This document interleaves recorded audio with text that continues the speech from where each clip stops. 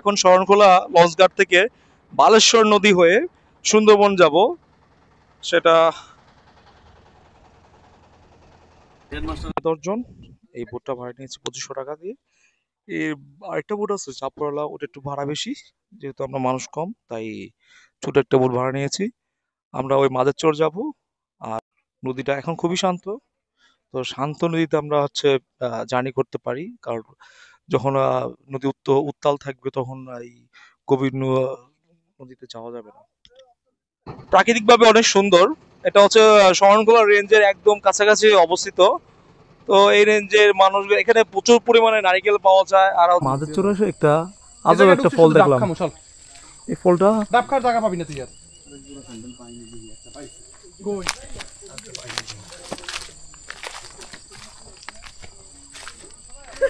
আপনারা যদি কেউ বন জঙ্গলতে পারে হয়ে এই যেতে চান, আমেরিকা যেতে চান, আমেরিকা যাওয়ার সময় যে পালাম সিটি না কি বলে সেটাকে, সেই রাস্তা যেমন না, আমরা রাস্তা বলে গেছি, সেই রাস্তার মতো বুঝছেন।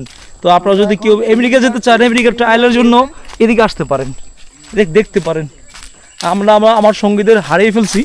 আমার সঙ্গীরা কোথায় আছে দেখতে হবে। ও মাই গড, এ তো টার্জেনের বাসা সামনে। এটা বন বিভাগের আন্ডারে এই জায়গাটা সংরক্ষিত। এটা হচ্ছে পিরোজপুর রেঞ্জের মধ্যে অবস্থিত। সো এই মাঝের চর, সেটা হচ্ছে 2007 সালে সিডরের সময়ও অনেক লোক মারা গেছে। এটা তো পুরো তুলে গিয়েছিল।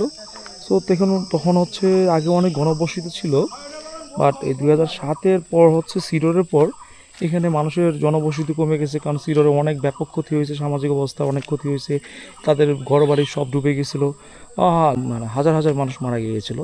সো এরপর থেকে মানুষের ঘনবসতি কম, এখন মানুষজন অনেক কম। স্থানীয় লোকদের সাথে কথা বলে জানতে পারলাম এখানে এখন মোটামুটি ছেলে মেয়ে, ছোট ছোট ছেলে মেয়ে নিয়ে 1000-এর জন্য মানুষের মতো বসবাস। ডাব চলে আসছে, আমার ডাব খাবো। মাদারচরে যেহেতু বন্যাপ্রবণ এলাকা, এই জন্য অনেক সুপারি গাছ বোনা হয়। এই সুপারি গাছ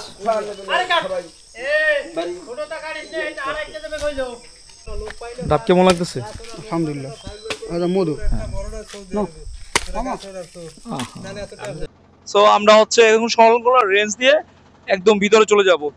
সুন্দরবনের যে আমরা যে গাছগুলো দেখতে পাই, ডুগার যে এন্ট্রি গাছগুলা, যেগুলা খুবই সুন্দর, এগুলো সবই হচ্ছে নোনা পানির একটা গাছ। সুন্দরবনটা অবস্থিত, এটা বাংলাদেশের সবচেয়ে বড় ম্যানগ্রোভ ফরেস্ট বন। এর হচ্ছে 66% হচ্ছে বাংলাদেশের ভূখণ্ডে অবস্থিত, আর হচ্ছে 34 হচ্ছে আপনার ইন্ডিয়াতে।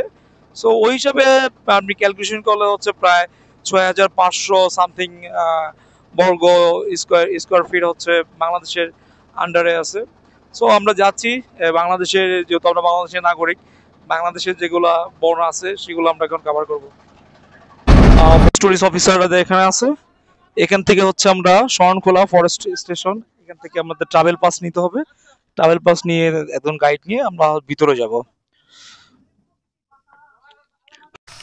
আমরা যেহেতু শরণখোলা রেঞ্জ দিয়ে ঢুকতেছি, তো শরণখোলা রেঞ্জে পুলিশ ফরেস্ট অফিসারদের এখান থেকে পারমিশন নিতে হয়। একজন এসে জানাতে হবে তাদেরকে যে আমরা ভিতরে যাচ্ছি। এটা আলেবান্ধা টুরিস্ট স্পট। এখন পর্যন্ত হ্যাঁ, এখন পর্যন্ত কমপ্লিট হয় না, এটা পুরো কমপ্লিট হয় না, তো মোটামুটি ওয়াচ টাওয়ার হইছে, গার্ড হইছে। আপনারা ভিডিওতে দেখেন এই সব নদী, এগুলো দেখেন না, ওই যে ডকুমেন্টারি এগুলো দেখা যায়, পাশে এরকম ছোট নদীতে যায়। একটা আলিবান্ধা টুরিস্ট স্পটে আসছি। এটা আলিবান্ধা ট্যুরিজম কেন্দ্র, সুন্দরবন বাগেরহাট। হ্যাঁ হ্যাঁ,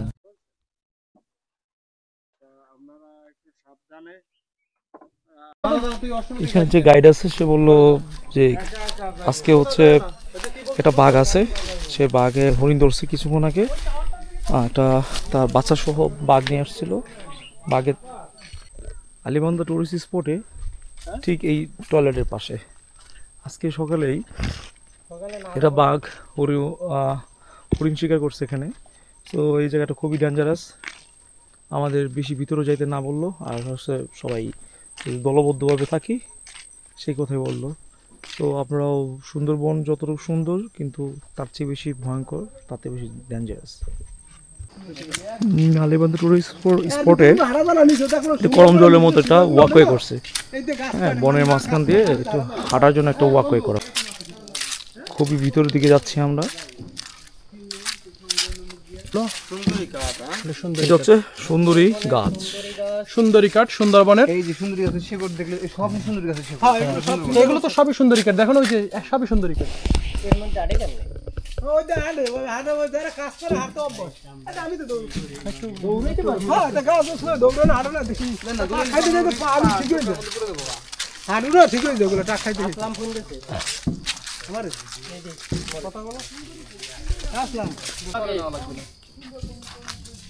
লগে আলিবান্ধা শরণখোলার তো অনেক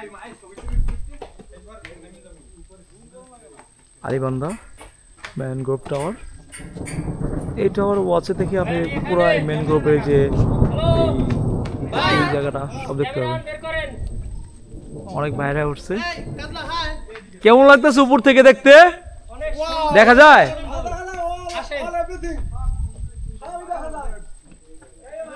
চলেন গাইস, আমরা এখন উপরে যাব, আমরাও দেখবো। এদিকে দু চোখ যাচ্ছে, সেদিকে শুধু গাছ আর গাছ। উপরে আসলে বোঝা যায় নিচে কত মানে কত বিস্তৃত অঞ্চল জুড়ে গাছ। ওইটা এই পাশে হচ্ছে আপনি হিরন পয়েন্টগুলো, যেটা ঢাকা থেকে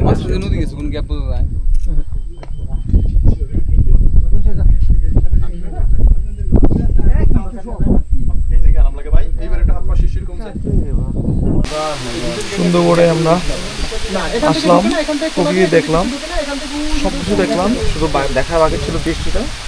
এখন বৃষ্টিটাও দেখে ফেললাম। তো মোটামুটি সুন্দরবন সুন্দরই লাগলো।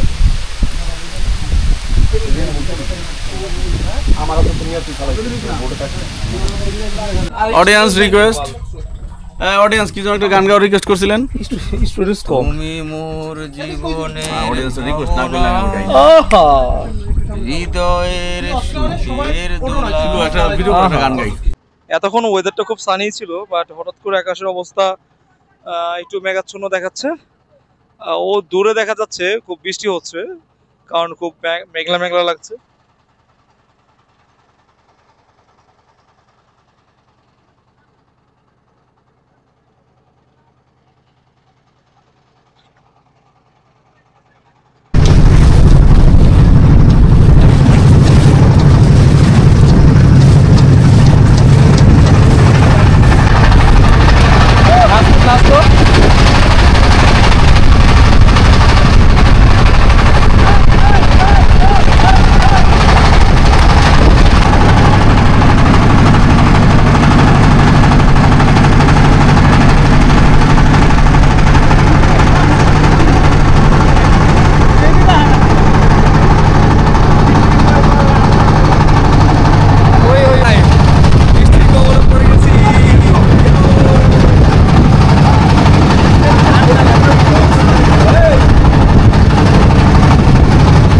হয়ে গেছে কালবৈশাখী জ্বর,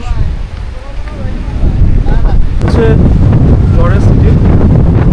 এখানে সুন্দরবনে ট্যুর করার জন্য ওই উইন্টারের দিকে ছিল, ডিসেম্বর থেকে ফেব্রুয়ারি পর্যন্ত। সে সময় জ্বর এ ধরনের কিছু থাকে না।